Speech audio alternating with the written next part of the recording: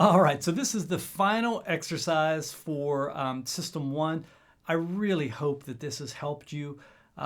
Hopefully you're starting to put the pieces of the neck together. I mean, you also realize, it's a lot of hard work. You had to, if you're doing the Guitar Daily workout, there's a lot of scales that you have to practice to be able to like figure this stuff out. And there are shortcuts and there are ways that guys can get good without, you hear all kinds of guys say they don't practice and stuff, but they just practice differently. It's probably a little bit closer to what this is. This is just a very like systematic, exacting way of practicing. It's not always the right way of practicing. It's just an exacting way of practicing. There are great players who just sort of figured it out on their own. But, most of us mere mortals, like you can hear a guy like Nuno Betancourt or Yngwie, who are just astounding players, beyond comprehension, or even, Eddie or players like that. And, the jazz guys and the fusion guys. And you can hear, rock guys that say that they'd never practiced.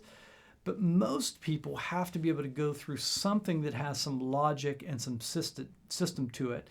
And, the reality of all of those greats, let's say Yngwie.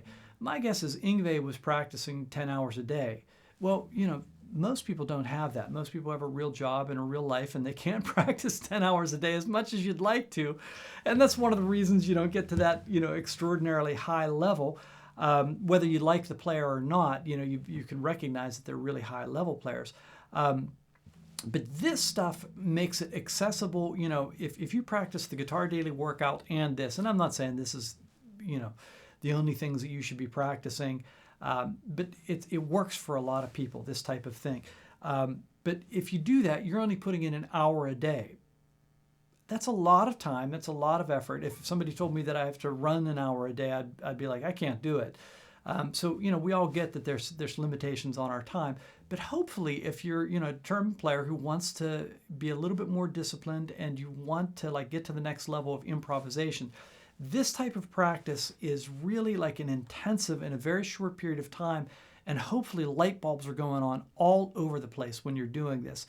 And you're not just like hunting and pecking and figuring out little stuff here and there, but you see this really sharp, a progression that goes from A to B to C to D to E. And the Guitar Daily workout does that. And I'm not just trying to sell books. I really do think though, like if you look at classical players, for instance, or modern jazz players, they go through methods that look something like this to get them to where they're at. So, I'm not doing anything really new. Obviously, the scales have existed forever and application existed forever. But this is sort of putting it together in a way that hopefully is helpful to you. And if it has been helpful, share the word, tell people about it. I would love for you to post on social media and stuff. It really helps me a lot.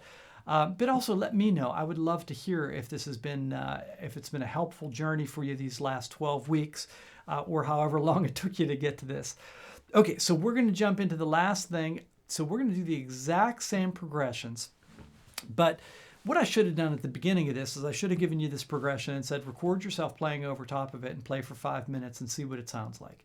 And, you would have probably made some pretty good music, and you might have made some bad music also. I'm not sure, where you're at level-wise, but, a lot of people would get lost, especially on that flat 6, flat 7. They wouldn't sound like they were just playing through changes, but, they might just stick in one box or something like that for it. Hopefully you're starting to move around a little bit on this. So on the last one, it's anything goes. I'm going to let you do anything at all. So I'd like you to think through, arpeggio shape. I'd like you to think through pentatonic shape, and I'd like you to think through major scale shapes.